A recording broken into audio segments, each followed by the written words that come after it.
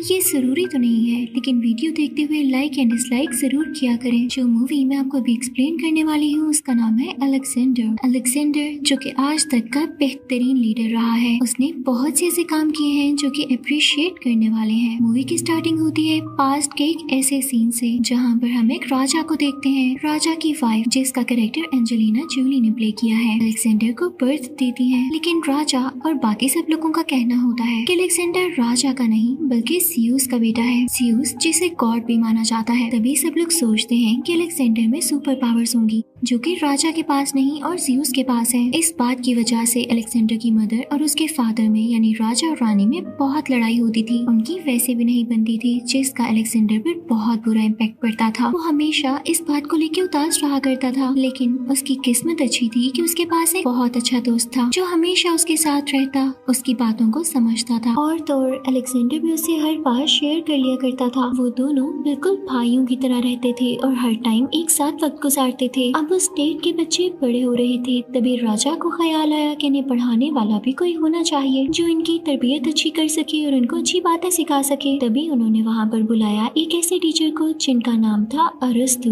वो एक मुस्लिम टीचर थे जिन्हें आज एरिस्टोटल के नाम से भी याद किया जाता है। उन्होंने उस स्टेट के सब बच्चों को पढ़ाना शुरू कर दिया और देखते ही देखते वो बच्चे बहुत काबिल और ज़हीन होते गए, यानी उन्हें अपना टैलेंट यूज करना आ गया। उनमें काफी स्किल्स और मैनर्स आने लगे। बच्चों में पढ़ने का शौक भी डेवलप हो चुका था और टीचर यानी अरस्तु ने बहुत अच्छे से गाइड करते थे। अब एक दिन उस स्टेट में यानी जहाँ पर राजा की हुकूमत थी, वहाँ पर एक आदमी आता है जो कि अपने घोड़े बेचने आया था। वहीं पर अलेक्जेंडर और राजा भी होते हैं। अब वो आदमी सबको घोड़े दिखा रहा होता है। उसके पास काफी खूबसूरत घोड़े होते हैं, लेकिन एक ऐसा घोड़ा भी होता है जो कि काफी खुशीला होता है। वो किसी के काबू में भी नहीं आ रहा होता। तो राजा उस आदमी के पास जाते हैं जिसका ये घोड़ा होता है और उससे कहते हैं कि यहाँ पर तुमने इसको लाकर गलती की है। ये तो यहाँ पर किसी की भी जान ले सकता है, तुम्हें इसको ट्रेन करना चाहिए था। अब इस पर सवारी कौन करेगा? तभी राजा का बेटा अलेक्जेंडर आता है और अपने बाबा से कहता है, बाबा इस पर सवारी मैं करूँगा। वो उससे कहते हैं, बेटा तुम अभी 13 साल के हो, ये घोड़ा जो कि बड़े बड़े आदमियों से कंट्रोल नहीं हो रहा, आपसे कंट्रोल नहीं हो पाएगा। और वो आदमी भी राजा से कहता है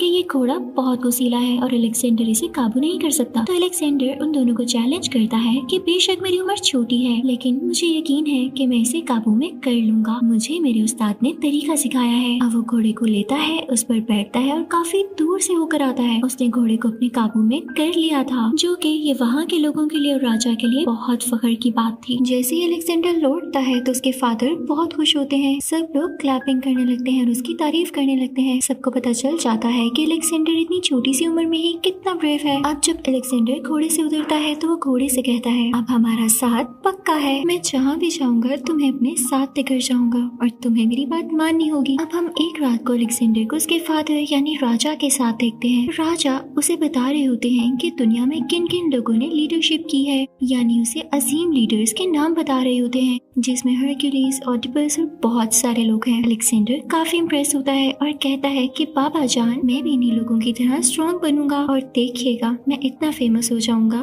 कि मेरा नाम भी इन्हीं लोगों के साथ लिया जाएगा। तो अलेक्जेंडर के फादर यानी राजा उसे समझाते हैं कि इतना आसान नहीं होता मेरे बेटे, और एक बात हमेशा याद रखना, या तो स्टेट होती है या तो औरत। अगर तुम्हारा ध्यान औरतों की तरफ बढ़ गया तो तुम कभी भी स्टेट पर नहीं ध्यान दे सकते, और स्पेशली तब जब औरत तुम्हारी माँ जैसी हो। यानी यहाँ पर राजा अपने बेटे अलेक्जेंडर को उसकी माँ के खिलाफ कर रहे थे, क्योंकि मैंने आपको बताया इन दोनों हस्बैंड वाइफ में जरा नहीं बनती थी। और जल्दी राजा सोच रहे थे कि वो दूसरी शादी कर लें, जबकि अपने बेटे को वो समझा रहे हैं कि औरतों में मत पड़ना। लेकिन अलेक्जेंडर इस बात से तंग आ जाता है। अब कुछ टाइम बाद हम देखते हैं कि अलेक्जेंडर के फादर ने दूसरी शादी कर ली है, पर राजा की दूसरी बीवी के अंकल यानी उसके चचा अलेक्जेंडर और उसकी मदर को बहुत बुरा कहते हैं और कहते हैं कि ये लोग बुरे होंगे तभी तो राजा ने मेरी भतीजी से शादी की है। इस बात पे अलेक्जेंडर को बहुत गुस्सा आता है और वो उस आदमी से कहता है कि आपकी हिम्मत भी कैसे हुई मेरी माँ के बारे में ऐसे लफ्ज बोलने की। तो उस लड़की के चचा कहते हैं, राजा अपने बेटे को समझा लो, ये मुझसे बदतमीजी कर रहा है। तो राजा अपने बेटे से कहते हैं, अलेक्जेंडर इससे माफी मांगो। अलेक्जेंडर कहता है, मैंने क्या किया है बाबा जान? इस आदमी ने मेरी माँ को और मुझे बुरा कहा है और आप कह रहे हैं कि माफी भी हम मांगे। मैं माफी नहीं मांगूंगा। ये कहकर अलेक्जेंडर वहाँ से जाने लगता है। तो राजा भी उसके पीछे पीछे जाते हैं पर गिर जाते हैं। तो अलेक्जेंडर उस औरत और उस आदमी से कहता है, आप मेरे बाप की हालत देख रहे हैं। इस औरत ने मेरे बाप से पैसे की खातिर शादी की है क्योंकि मेरा बाप अब बूढ़ा हो चुका है। राजा को बहुत गुस्सा आता है और वो अपनी बेटी अलेक्जेंडर को जिला वतन कर देते हैं, यानी उस स्टेट से निकाल ही देते हैं। अलेक्जेंडर का दिल टूट जाता है। सबसे पहले तो उसके फादर ने उसे छोड़ा, उसकी मदर को छोड़ा और अब जिला वतन कर दिया। यानी क्या वो अलेक्जेंडर और अपनी बीवी से जरा प्यार नहीं करते?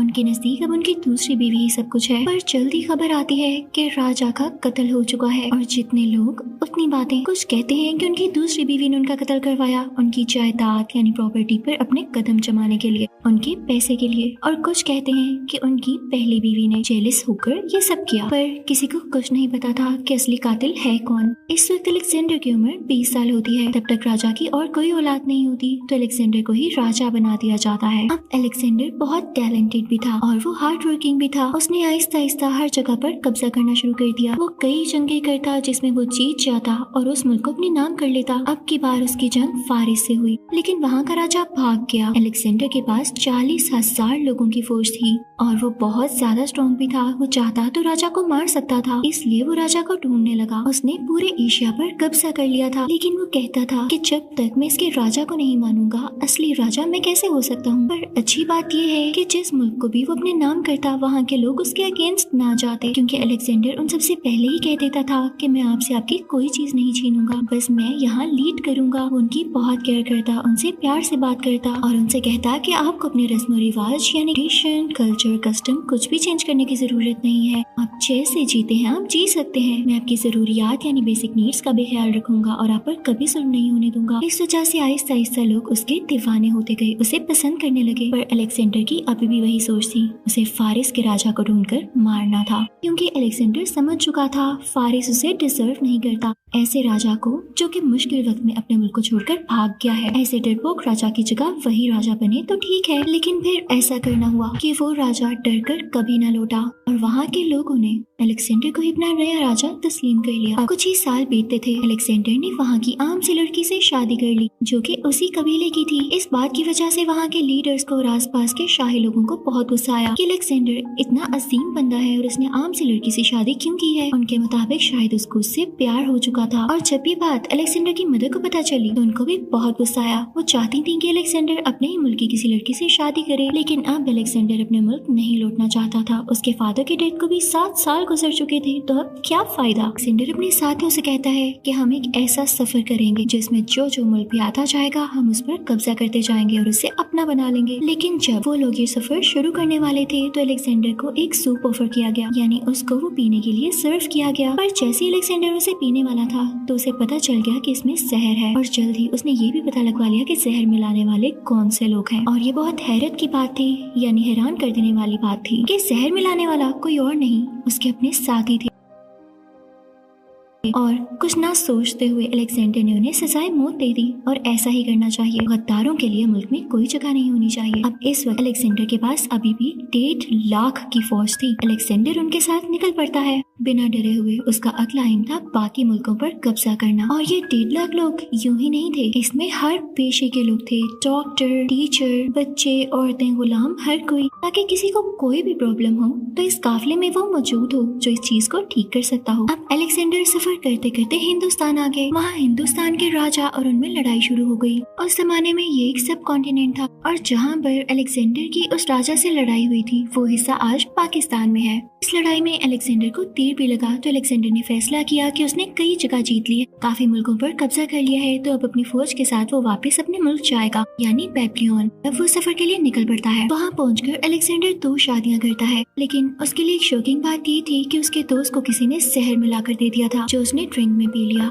अब उसके दोस्त की तबीयत बहुत खराब होती है और यहाँ पर वो दम तोड़ देता है। अलेक्जेंडर बहुत रोता है, पता नहीं क्यों उसे अपनी बीवी पर शक होता है। वो जाकर उसका गला दबाता है तो वो कहती है कि मुझे ना मारो, हमारा बेबी इस दुनिया में आने वाला है। तो अलेक्जेंडर उसे नहीं मारता और वहाँ से आ जाता है। लेकिन इस वाक़ये के 3 महीने बाद ही अलेक्जेंडर की खुद भी डेथ हो गई। वो काफी कमजोर हो गया, उसे भी जहर दे दिया गया था। अब यहाँ पर सिकंदर के आसपास उसके खास लोग थे। मरने से पहले उसने 3 विशेष की कि ये मेरी वसीयत है, इसे याद रखना। पहला तो ये कि जब मैं मरूं तो मेरा जनाजा डॉक्टर यानी हकीम लेकर जाए ताकि दुनिया को पता चल जाए कोई भी डॉक्टर या हकीम इंसान की जान नहीं बचा सकता जब उसका मरना लिख चुका गया हो। दूसरी ये कि जब मैं मैं मर जाऊँ तो मेरी कब्र यानी ग्रेव के इर्द गिर्द सोना चांदी और मेरे पास जितनी भी दौलत है वो सब रख देना, ताकि सब देख लें मैं अपनी कब्र में एक सिक्का या एक जेम तक नहीं लेकर जा सका और ये सारी चीजें दुनिया में ही रह गई। तीसरी और आखिरी ख्वाहिश कि जब मैं मर जाऊं तो मेरे हाथ मेरी कब्र से बाहर रखना, ताकि लोग देख लें अलेक्जेंडर यानी सिकंदर खाली हाथ आया था और खाली हाथ ही वापस जा रहा है। तो ये थी अलेक्जेंडर यानी सिकंदर आजम की कहानी, जिसको आज कौन नहीं जानता। सिकंदर के जाते ही उसकी पूरी सल्तनत तबाह हो गई। लालची लोगों ने सब कुछ खत्म कर डाला, पर सिकंदर आज भी सब लोगों को याद है। इसी के साथ ये मूवी भी खत्म होती है। Thank you for watching.